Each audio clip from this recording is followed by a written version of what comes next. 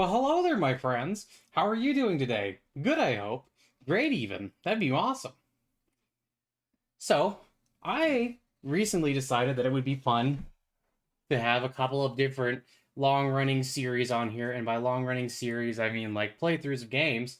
And I decided that I would do a couple of different ones, a couple ones that I like. Um, and this one, Elden Ring, part of the reason I decided to do this was because I thought it would be fun if I had a game series I was playing in or playing through where I very specifically was using it to talk as like about spiritual stuff. Like, you know, this is kind of like just to have in the background. And I'll be upfront with y'all, it's a cheat through. I'm not taking it very seriously. I'm not taking the game very seriously. I'm messing around. I'm going to do a lot of messing around. And the main point is going to be just having something in the background while I talk about spiritual stuff.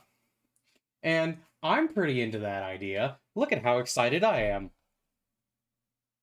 Excited!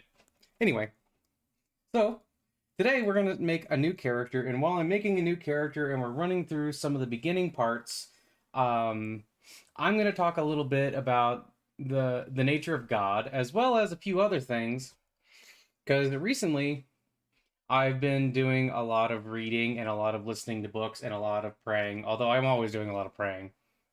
I guess I'm always doing a lot of reading too, honestly. So, I mean, you know, nothing that crazy. Uh, Lately, though, I've been doing a lot of reading on a couple of different figures. Uh, One of them is RamaKrishna. If you don't know who RamaKrishna was, he is commonly considered by a lot of people to be an avatara, like basically an incarnation of God. He was an Indian man, or actually, I think he was technically Bengali, and he was alive at the late 19th century, going into the 20th century. I think he was alive for a little bit in the 20th century. Not 100% sure on that. But one of my favorite swamis is like a member of this guy's order. And that was pretty interesting. And I've also been reading a bit about Guru Nanak, who, if you don't know, is like basically the founder of Sikhi, um, or as we Westerners might call it, or well, I'm not really a Westerner, I'm Cat, but you know, as people in the West might call it, Sikhism, and he was the founder of that. And I've also been reading about Meister Eckhart, and Meister Eckhart is a Christian mystic, and he's a really interesting guy. I really liked him. But I've been reading about all these different kinds of guys, and I've also been reading lately about things like Tantra and just like a bunch of different subjects that kind of merge together. I like being vagabond because I like the knight armor. Do I want to be a lady or a boy? A man or a lady boy? Or a lady boy man? Or something else? I usually like playing ladies in Souls games. I'm not 100% sure why, but in a lot of games where I get to make my own characters, I like to play as ladies. And, you know, I love the Divine Mother, so, you know, maybe that's like a little bit of a tribute to her in a way. I think I will play as lady. I believe type B is lady. Yes, it would appear so. So, anyway, but I've been reading about these guys, and something that's very interesting to me is in a way that they kind of correlate. Maybe Meister Eckhart a little bit less than the other two, but they kind of correlate in an interesting way. Because I've been thinking about like the nature of God, and like I kind of want to explore and talk about. Excuse me, that was me sneezing. Oh Lord, I can feel my brain move. But like kind of explaining a little bit more about like what I personally believe and how I came to those conclusions and stuff like that. And I thought that might be kind of interesting. But one of the reasons I'm kind of focusing today on Guru Nanak and Ramakrishna, and they probably wouldn't say the exact same things in a lot of ways, but they have some very similar ideas. Guru Nanak is fairly famous for saying that there is no Hindu and there is no Muslim.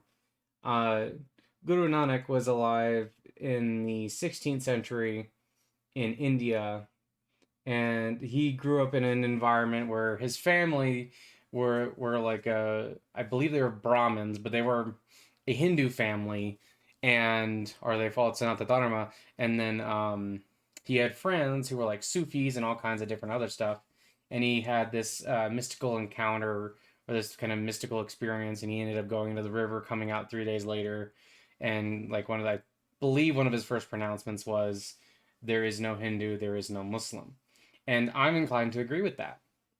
You see, I think that we give a lot of titles and stuff to a variety of different like religious groups to separate ourselves, but I don't really think that God looks at it in the same way. So, essentially, what I'm trying to say here is that God, and I've said similar ideas before, but God is not any one particular thing. So, for instance, like if you approach God and you were like, "Is God male?" You could say yes. Is God female? You could also say yes, and they would both be true at the same time. You would also could say that God is neither, and you would still be correct.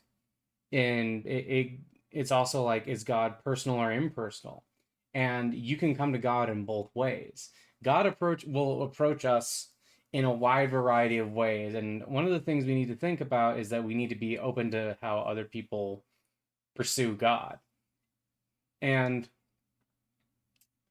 the thing that I've learned is that God is all of these things and he's none of these things.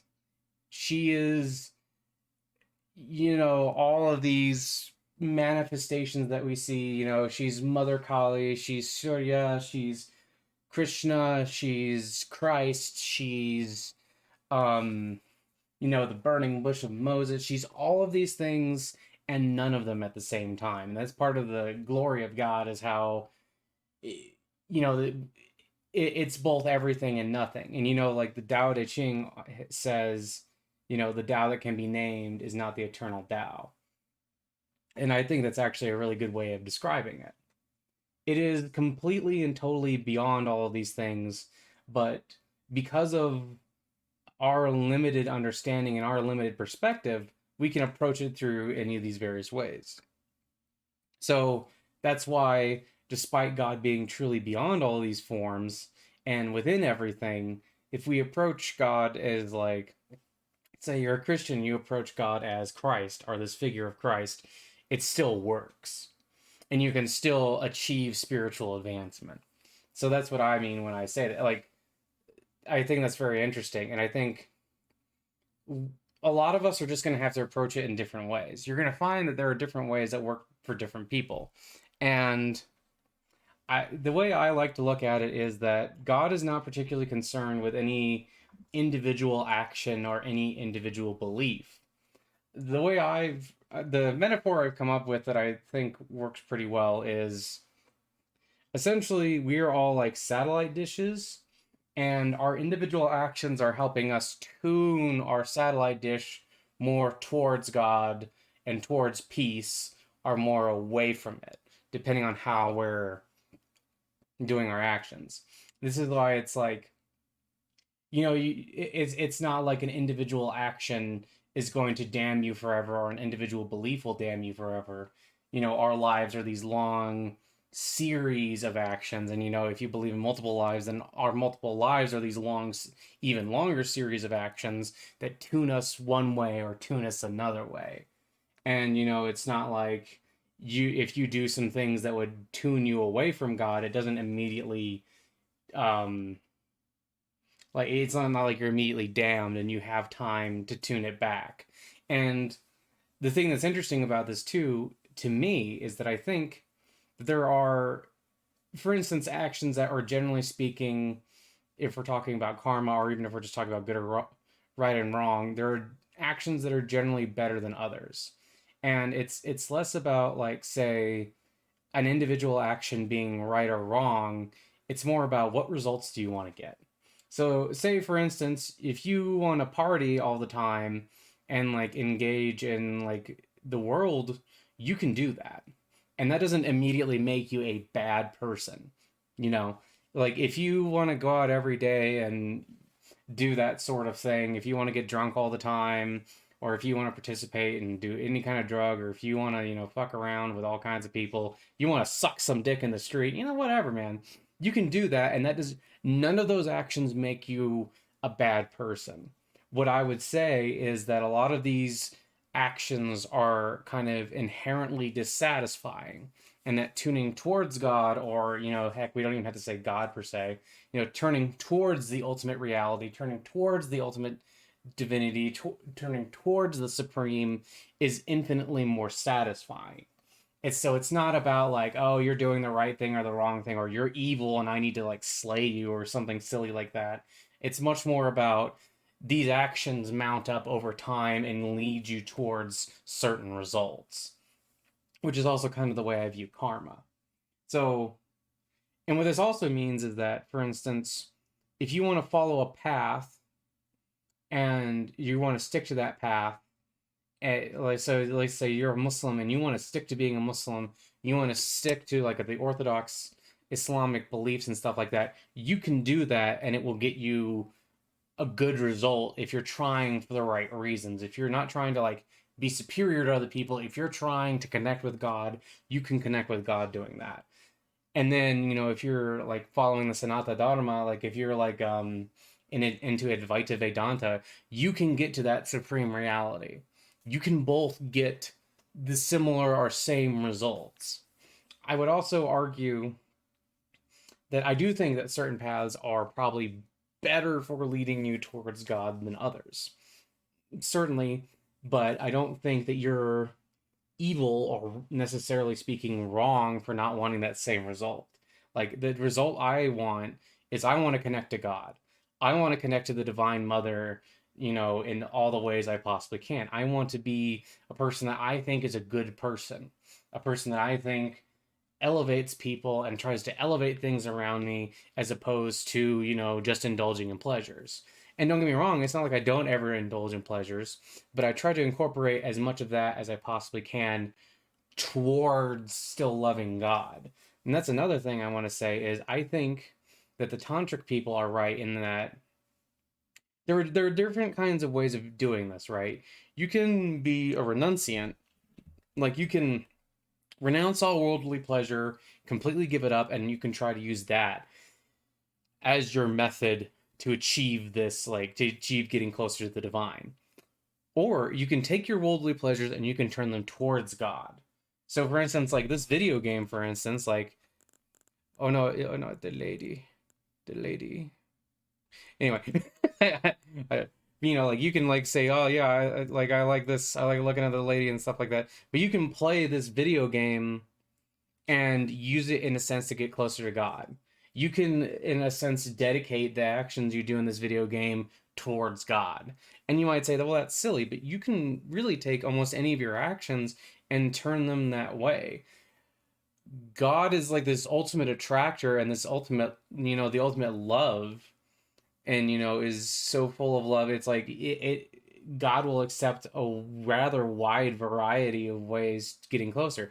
Like I was building Warhammer figures, I was building some Caradron Overlords, which by the way, the steampunk dwarves are really cool. But I was building some Caradron Overlords, and I was like dedicating them as I was building them to Mother Kali, and like to like I was like envisioning this relationship with the two of us getting closer. Like this is something I love, and I want to share it with you, Mother Kali. And some people would say, well, that's not really appropriate. Some people like to view God as distant. I think that you can do that. I think that if you really want to stick to like ritual purity and stuff like that, I think you can do that. And if that's really the path you want to take, that's great. Do that path. But I think that we have a much better way, which is you can bring God closer to you, or well, you can make yourself closer to God is actually the better way to phrase it. And by, not necessarily renouncing everything, but like renouncing everything for their own pleasures and instead embracing their pleasures for the sake of God. You can do that. Which is why, like, like it's not a sin to masturbate or anything like weird like that. Like, yeah, you could be obsessed with purity, and I might say that if you're on a path where you think that masturbation is wrong and it'll make you feel guilty to avoid it, but like it's stuff like that is a lot of it is much more up to you, and you can do these different things and get these different results. And in a lot of cases, you kind of know the results you're getting. You kind of have the experience and will need the experience over time to understand what works the best for you. And, you know, I think, for instance, there are also actions that are generally speaking bad. Like, you shouldn't kill things if you can help it. You shouldn't cause harm to other people. You shouldn't. Um, I personally think you probably shouldn't engage in drug use all the time, but you can also do that for God. So, that's more of a personal thing. But, like stuff like harm, you shouldn't be causing harm. You should generally try to be causing peace. And, you can take these various different directions to get closer to God. And like I said, you're trying to tune yourself one way or another. And that's also why you shouldn't like judge someone morally for individual actions. You can, for instance, like I think it's wrong to engage in imperialism, like especially in the real world. In a video game, it's a little bit like whatever, obviously. But in the real world, you should engage in imperialism. You shouldn't deprive other people of their rights. You shouldn't try to harm other people. You should try not to be selfish, etc., etc.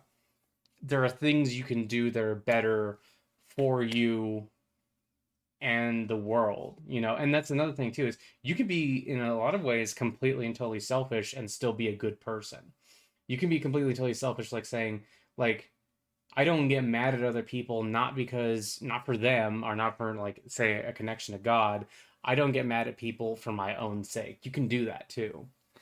But I personally think that God um greatly enjoys having a connection with us.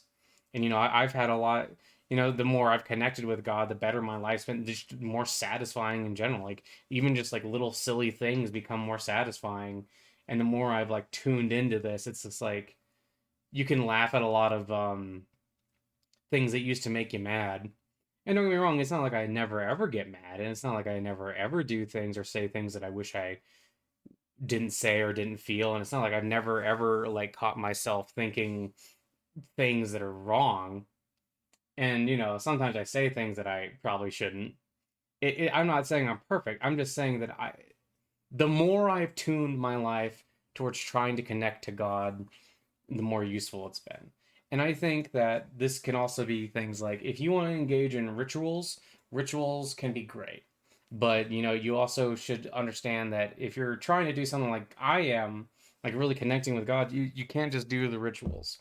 The rituals themselves are also, I just want to throw this out there, at least in my personal opinion, most of the rituals are completely and totally meaningless. Most of the rituals by themselves, without the proper intention, without the proper desires behind them, are just completely and totally meaningless. It doesn't matter if you do the ritual worship of, like, say, Rama every day, if you're not gaining anything from it, if you're not trying to connect with God through those actions, if you're not, like, you know, if you don't have the right spirit behind it, then it's just ritual. And ritual by itself is meaningless. Ritual without a deeper purpose behind it is just nonsense. You don't need to do it. Now, if you want to do it, go ahead, whatever. That's entirely on you. I'm just saying that, like, for instance, I can tell you during my time as a Muslim, I would often pray 5 times a day, but I often just didn't feel anything about it because after a while, it just became a ritual. But now I pray very frequently, and it always feels like it's important. It always feels like there's something behind it because it ultimately I'm trying to connect to God, and the intention, the proper intention is there. Like, God is much more concerned with your intention than your individual actions. And I you frequently like get so caught up, or like I have gotten so caught up in the past about like labels and names, and those are not the important things. They just aren't. Like, I'm sure if you've ever walked around and really talked to a lot of people who were, for instance, Christians, you can talk to about 100 Christians and they all behave in 100 different ways. The name itself is meaningless, but the one who acts with charity in their heart and that connection, that real love of God, not just like I'm afraid of punishment, I'm afraid of going to hell, like the real love of God, like that's the better connection. That's the better way to go about it. At least that's what I think. Keepsake. This one's always good to take. Truth Seeker. Yeah, kind of like Truth Seeker for the default.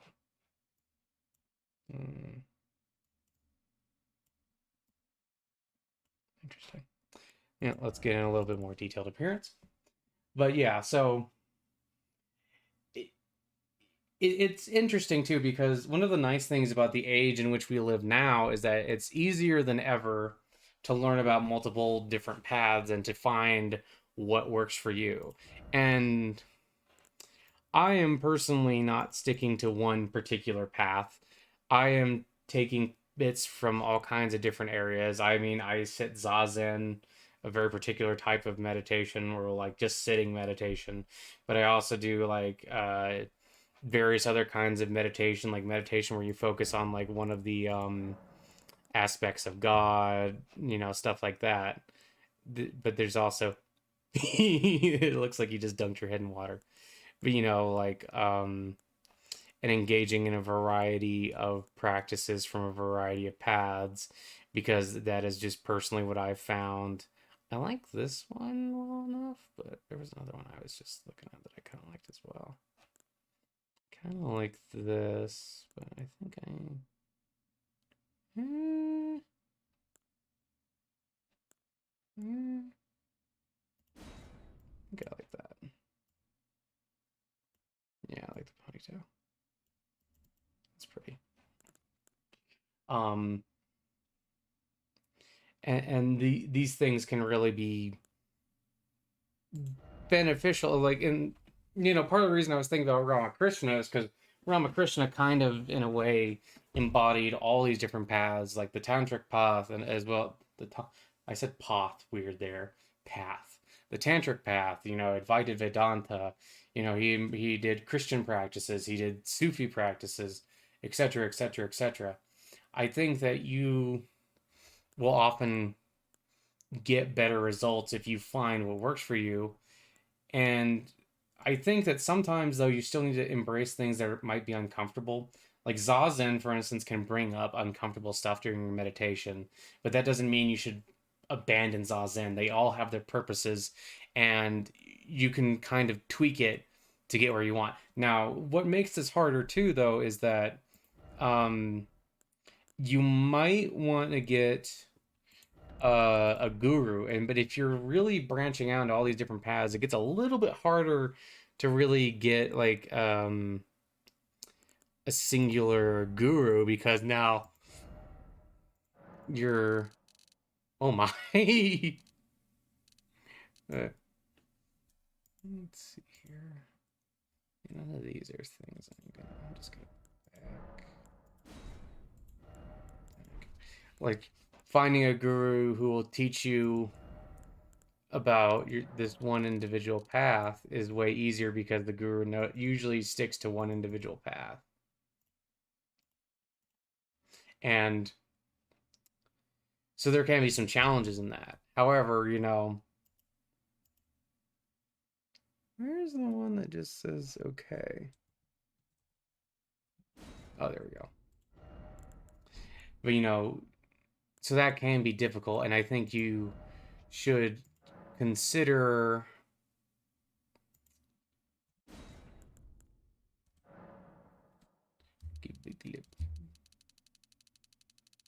Doesn't even seem like they're getting that much bigger.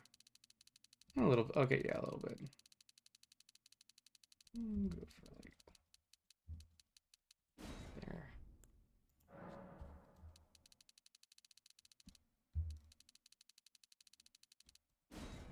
There. Lip thickness. I feel like these are kind of representing the same thing, but maybe I just don't know lips as well as I should. I should be a lip master.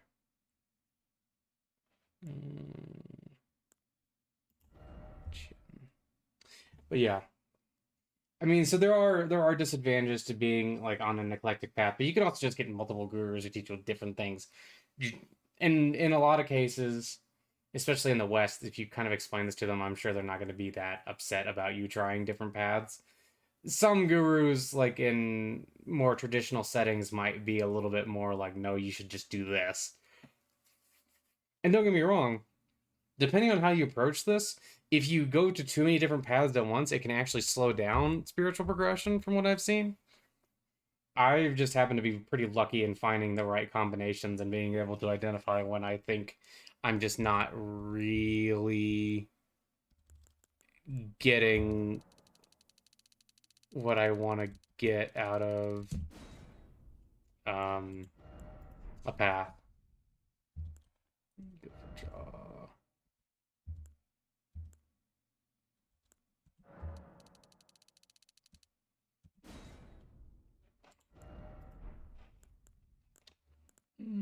Let's see here.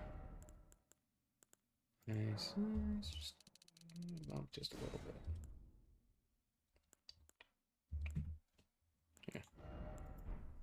So I think this is all important stuff to take into consideration. And really, I just truly feel that, like, my main point, more or less, is that you can find the path that works for you. You can branch out and do whatever you want. I don't think that God is personally like that worried about it. You can, if you choose to see God as the impersonal, that's fine. If you choose to see God as personal, that's fine. And you're gonna get different experiences kind of depending on how you approach God too. And I didn't used to think that God was personal. I mean, I kind of went through a period of atheism, and then like as I was getting more into Buddhism, I kind of just started getting weird inclinations at something, that I was missing something. Then I kind of started connect to God, and at first I was like, well, I don't know. I didn't think about like all this prayer and stuff, and then like the once I embraced it, and the more I learned about it too, the more it was just like, oh, okay, this makes perfect sense. Nostril size. I'm gonna make the nostril slightly smaller, and the nostril width we're gonna make it just a little bit. Nostril slant. I can't even tell what that's doing. This is stupid. I can like kind of sort of see the difference. Not really. Okay, I think.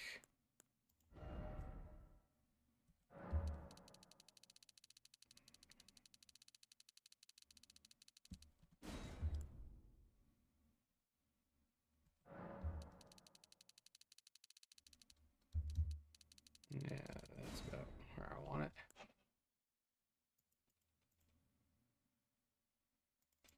Yeah, I like this.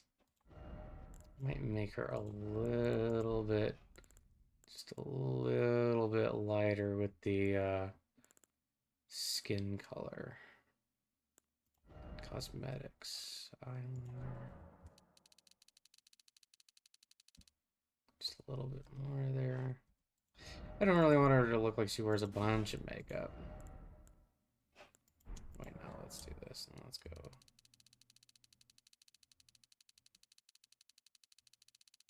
Put a little bit.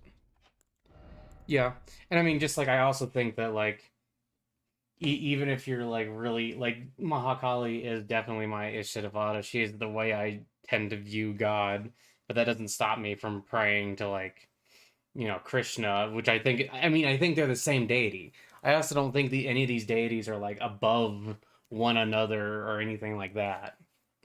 It's just going to be how you choose to approach it. And I mean, if stories like the life of Ramakrishna is anything to go by, it can work doing just that. Going, let's see here. I want to do the eyeball one.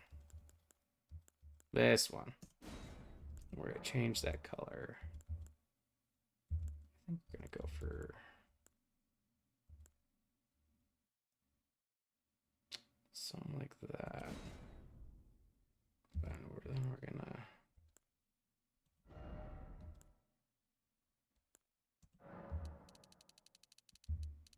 a little bit more onto the forehead.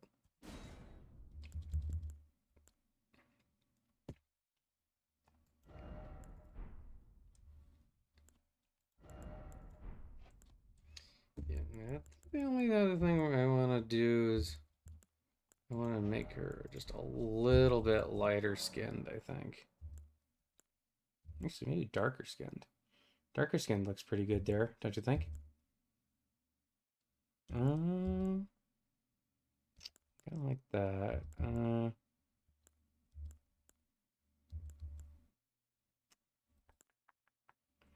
kind of like that skin tone.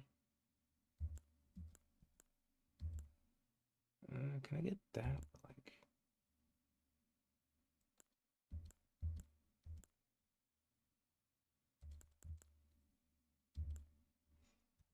I like about that, which is I think that's a like a smidge lighter than the previous one. Yeah, I like that. So that's also why I also think like if, for instance, if you want to worship God through images, like I have like the Shura statue and like the Kali statue and stuff like that, I think you can do that, and I think that works. But also, if you just like if you want to go for more like, for instance, like an Islamic route would be obviously would not have that. If you were just like, not trying to imagine God, it's just like you're trying to feel God. I think that would work as well. I think for me personally, having the images can be a little bit helpful and has been helpful. I don't think I need them per se, but they have been helpful at times. Let's see. For a name, what do I want for a name? Hmm.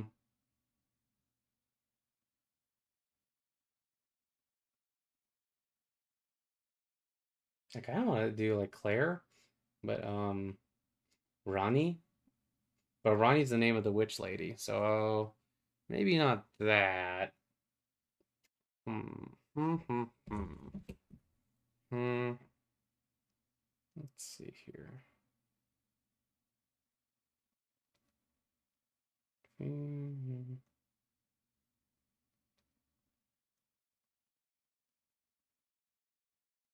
Actually, I guess I could just go for Kali because that is like a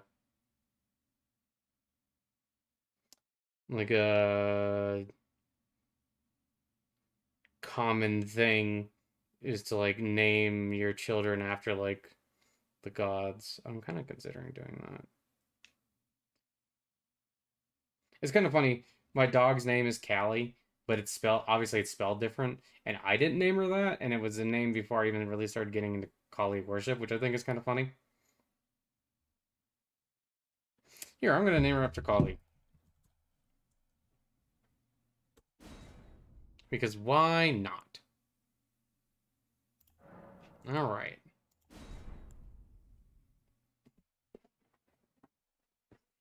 I think there's also a tendency in Abrahamic religions to kind of view God in a much more distant kind of way.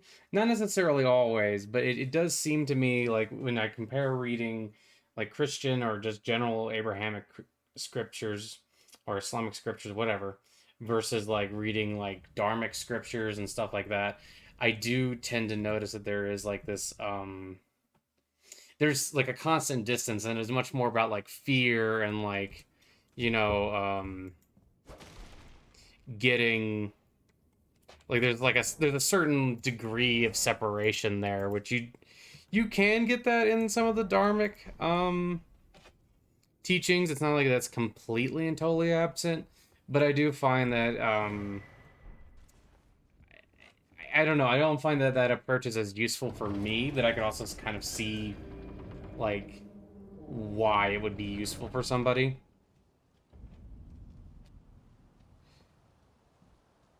When you come back here, I think it's right here, you can go back up there and there's like stuff you can grab.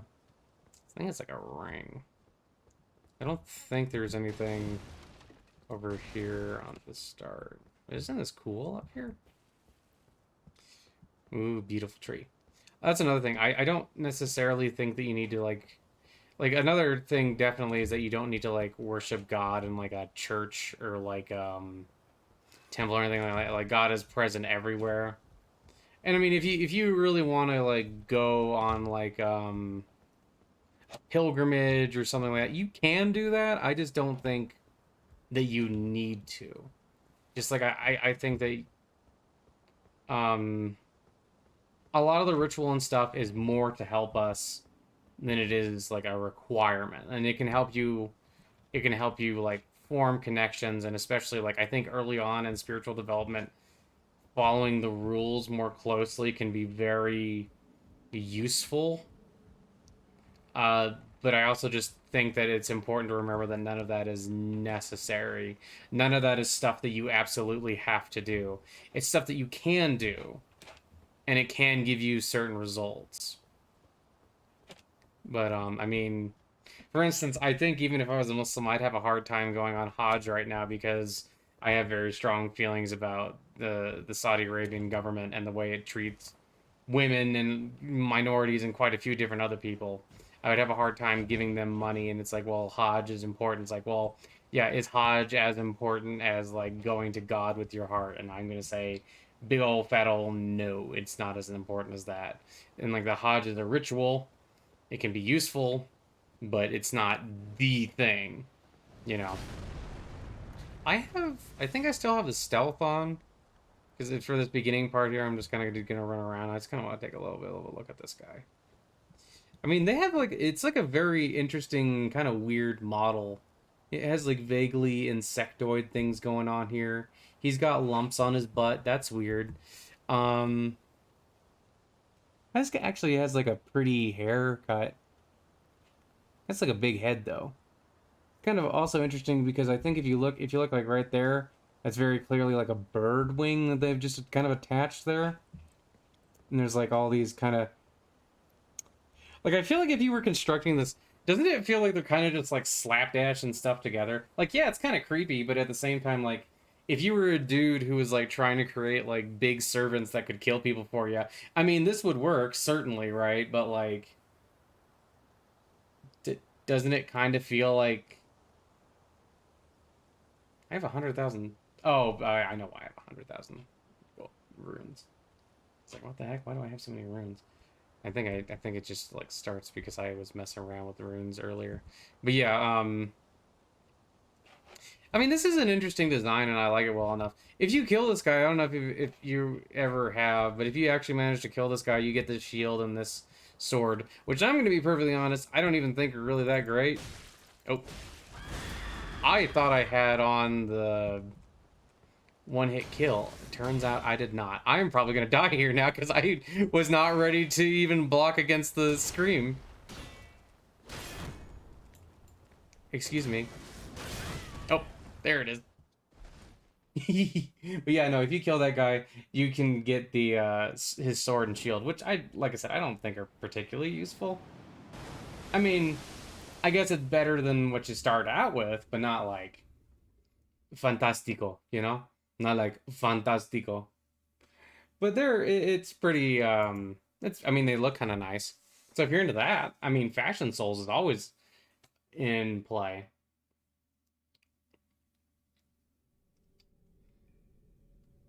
I also think that if you really want to, you could basically choose like anything as an image of God. I talked to a guy a long time ago who told me that he always imagined Shiva, Lord Shiva, in just like some jeans, which I thought was kind of funny.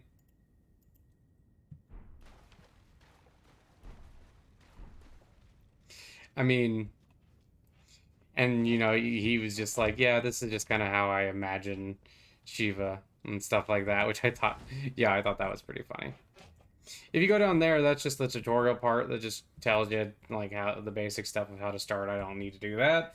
I've played through this game a variety of times, usually with cheats, but I also my default position on using cheats in a video game is I should beat it at least once without cheats, or at least with Dark Souls games and Souls games. And that's usually been my perspective.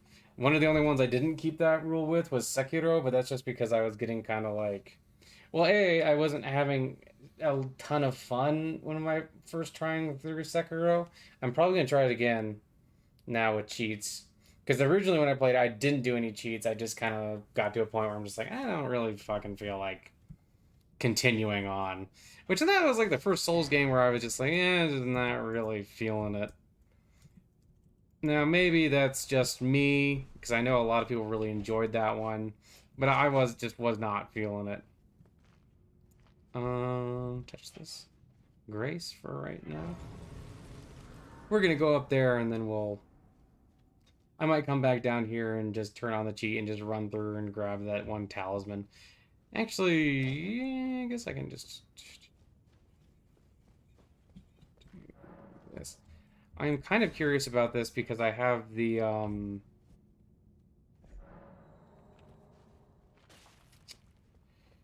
I don't have God mode on.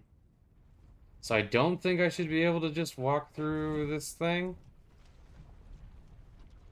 but I'm kind of curious that it just to test it out. I have stealth mode on, and I don't think that should make it so that I'm invulnerable to this. But whatever. I'm just gonna. Yep, it did not do that. I guess I need God mode on to do that. But that's fine. Um, but yeah, I think that if you want to, you can basically approach God in any various shape. I mean, I don't like if you really want to, if you want to worship God as like a gigantic squid. Yeah, I know how death works. Thank you. If you want to approach God as like a gigantic squid, you could do that, for instance, and that would be fun. I think it would be cool to have gods with tentacles. And I frequently imagine like weird stuff sometimes if I'm not like focusing on a particular image of a deity when I pray. If I'm just like thinking about it, sometimes this weird stuff will just pop into my head. And I'll be like, oh, that's how we're appearing today. That kind of thing, which I think is kind of funny. Just gonna go back here and reclaim these souls, or these runes.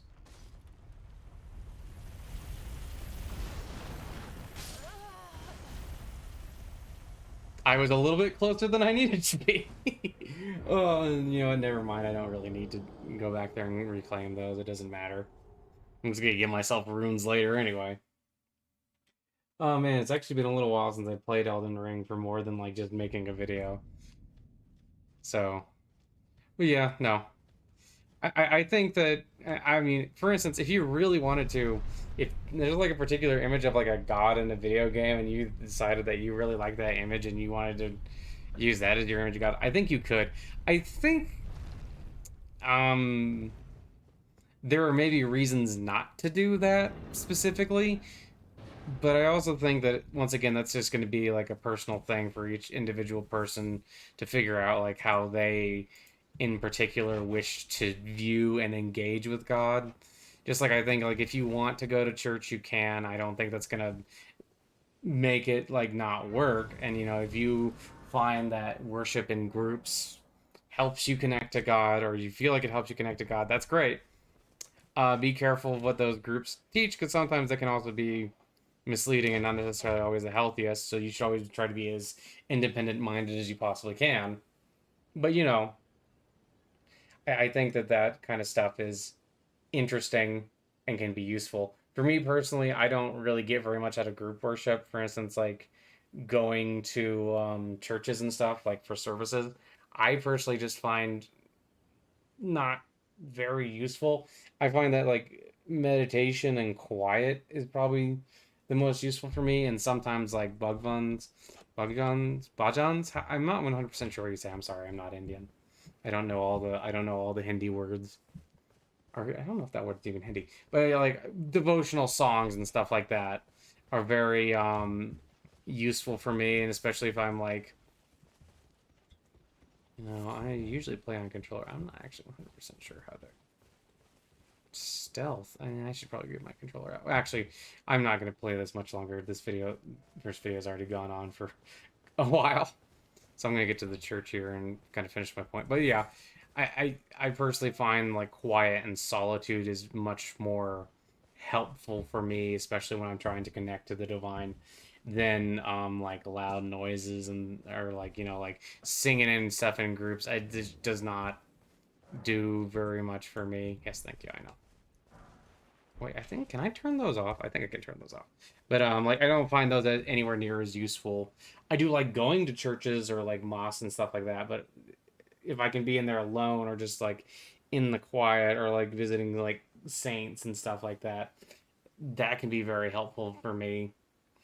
Um and I also think that on a certain level, even if various for instance, if like someone was like a medieval Christian and they thought that only Christ was the way to go to heaven. I don't think that that's means